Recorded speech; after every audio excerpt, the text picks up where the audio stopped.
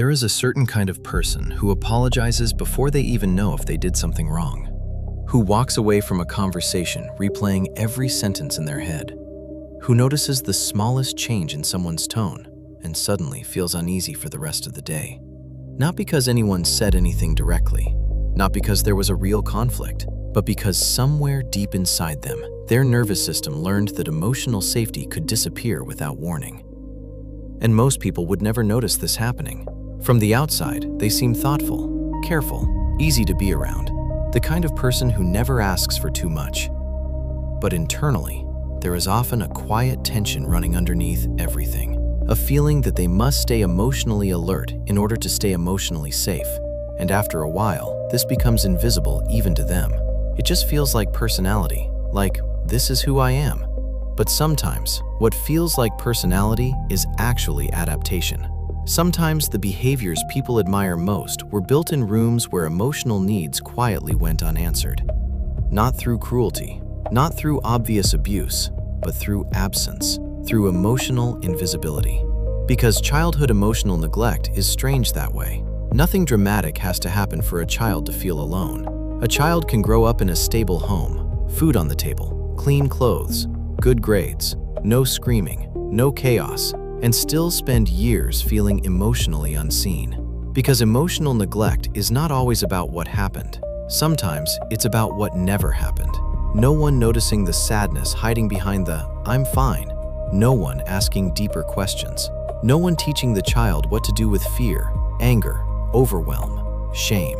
So the child slowly learns something dangerous without realizing it. My emotions do not create connection. They create distance. And eventually, the nervous system adapts, not loudly, quietly. The child becomes easier, less emotional, less needy, more independent. But independence learned too early often has loneliness hidden inside it. People usually misunderstand this pattern. They think emotionally neglected children become visibly broken adults, but many become highly functional instead, hyper-aware, self-controlled, emotionally low maintenance. The person who never wants to burden anyone. The person who says, "It's okay," too quickly. The person who handles everything alone and secretly feels exhausted all the time.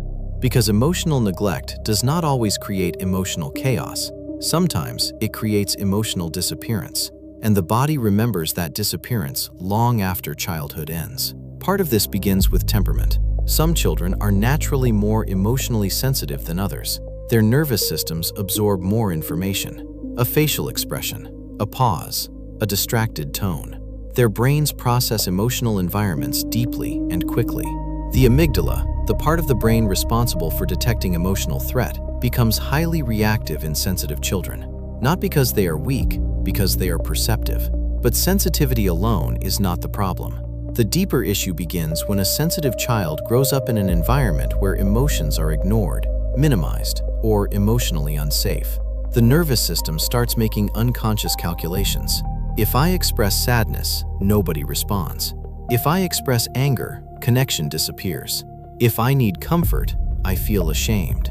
So eventually, the child stops reaching outward and starts managing emotions internally, completely alone. Over time, the brain becomes conditioned to monitor emotional environments constantly, not for connection, for survival. And this is where adulthood becomes confusing, because the person no longer remembers learning these patterns. They just live inside them. You see it in small moments. Someone takes longer than usual to reply to a message. Immediately, the mind begins searching. Did I say something wrong? Are they upset? Did I become too much? And the strange part is, they often know they're overthinking, but awareness does not stop the nervous system. Because this pattern does not come from logic, it comes from conditioning. The brain learned long ago that emotional distance might mean emotional danger. And once the nervous system learns that lesson deeply enough, it begins predicting abandonment before abandonment even exists. This is partly connected to something called the default mode network. The DMN is the system in the brain involved in self-reflection and internal thinking. When emotionally neglected people are alone, the DMN often becomes overactive, not peacefully reflective, hyper-analytical. The mind loops constantly, replaying conversations, predicting outcomes, monitoring the self from the outside. Almost like the brain became both the child and the absent caregiver at the same time, always watching, always evaluating, always trying to prevent emotional pain before it arrives. And after years of this, certain patterns start appearing everywhere. One of them is emotional self-monitoring. These are the people who notice themselves while they are speaking, who suddenly become aware of their own laugh, their facial expression, their tone, who leave social situations feeling physically drained because part of their attention was never fully present. It was busy observing themselves, adjusting themselves, managing themselves. You can often see this in group conversations. Everyone else seems relaxed, but internally, their mind is calculating. Am I talking too much? Do I sound strange? Did that joke land wrong? And underneath all of it is the same hidden fear. If I become emotionally inconvenient, connection may disappear. Another pattern is emotional minimization.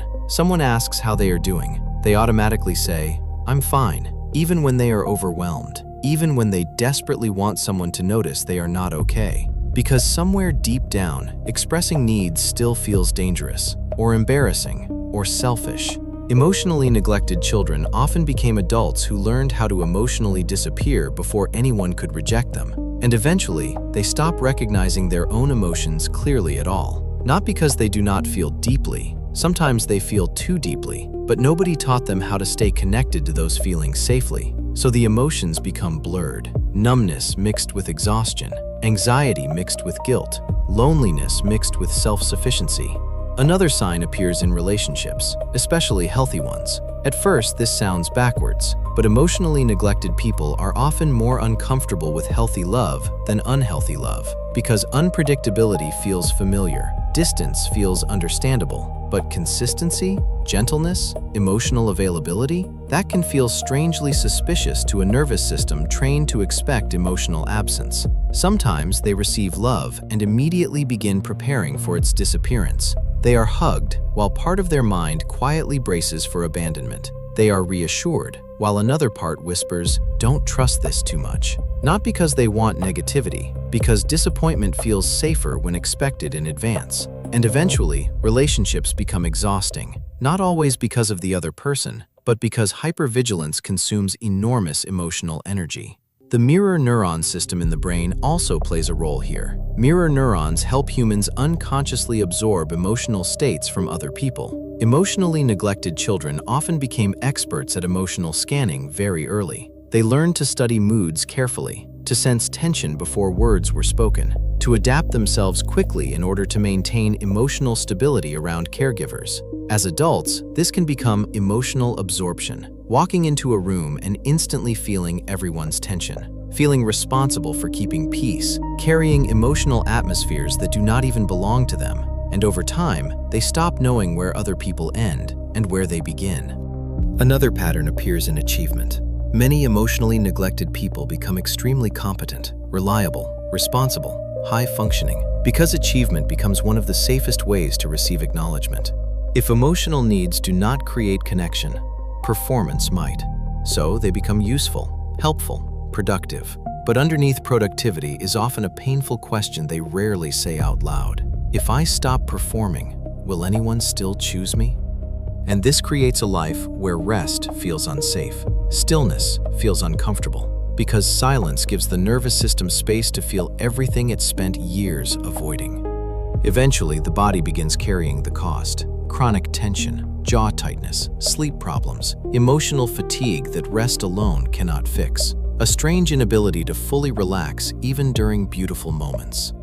Because survival mode does not turn off automatically just because danger is gone, the nervous system can continue protecting someone long after protection is necessary. And this is the part many people misunderstand. The overthinking is not the real problem. The emotional self-monitoring is not the real problem. The difficulty trusting love is not the real problem. These are protection strategies, old emotional survival systems trying to prevent pain before it happens. And suddenly, certain behaviors begin making sense. Why they became hyper-independent, why they struggle asking for help, why they apologize constantly, why they feel guilty for having needs, why emotional closeness sometimes feels both comforting and terrifying. Because somewhere inside them still exists the child who learned that emotions were safer when hidden. And the tragedy is not just the anxiety this creates. It is what the strategy slowly takes away: presence, spontaneity, peace.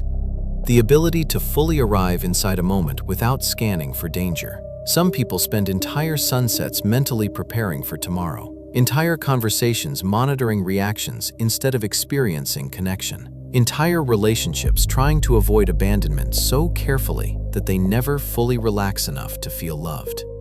It is like carrying invisible armor everywhere. The armor protects the body, but it also prevents warmth from being felt completely.